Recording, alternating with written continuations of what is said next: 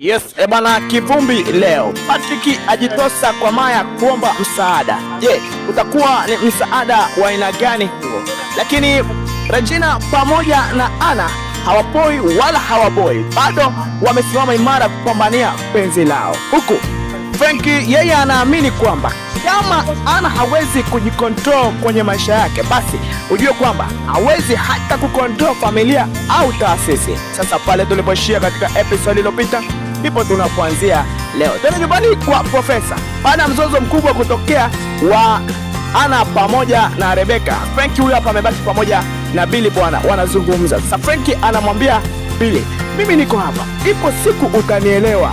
Wewe endelea kumsikiliza mtu ambaye hawezi hata kukontrol maisha yake, ndo ataweza kukontrol familia au taasisi. Bwana, ni kwamba Franky amemshusha Anna sana kwenye viwango vya chini, lakini ni kweli swala la mapenzi Anna ameshindwa kulikontrol kabisa, kwa sababu linamuendesha vibaya mno. Hivyo Franky anaamini kwamba huyo hata taasisi hawezi kuikontrol. Tutoke hapo twende sasa huku kwa Auntie Zai pamoja na Anna. Baada ya Anna mzozo mkubwa kutokea, Auntie Zai hawa hapa wanazungumza. Auntie Zai anamwambia Anna, yaani hauwezi kuwa msumbufu kiasi hiki, lazima kuna kitu tu ambacho kitakuwa kinaendelea au kitakuwa kimejificha ndani yake. Lakini Anna anabisha na kusema no, haamini kabisa kwamba kuna kitu ambacho kiko nyuma ya Rebecca. Hivyo anaamini kwamba ni usumbufu wake tu na kumng'ang'ania David. Sasa tutoke hapo twende huku nyumbani kwa Patrick.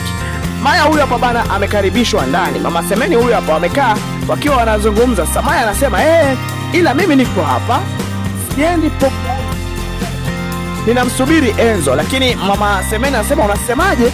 Maya anasema umenisikia, mimi nipo hapa na sijajua kwamba itakuwaje, lakini sitaweza kumsubiri mtu yoyote zaidi ya Enzo. Bwana, hii mambo imekuwa ni noma sana. Maya anasema hayuko tayari kumkasirisha mtu yoyote hapa alipokuja, lakini yeye amekuja tu kuhakikisha kwamba anamuona Enzo, kwa sababu ana muda sana hajaonana naye, hivyo amemisi au amemfanyia tu surprise ya kuja kumsalimia. Sasa turudi huku kwa Regina pamoja na Mama Semeni.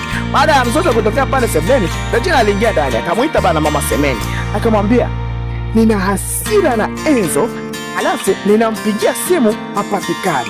Bwana, hii leo sijui Enzo atajibu nini. Maya yuko hapa nyumbani kabisa na amekuja kwa ajili tu ya Enzo. Sasa sijui Enzo atajibu nini. Turudi sasa huku kwa Mrs. Billy pamoja na mtoto wake Anna. Baada ya Mrs. Billy bana kwenda kuonana na Adamu, sasa anarudisha majibu kwa mtoto wake.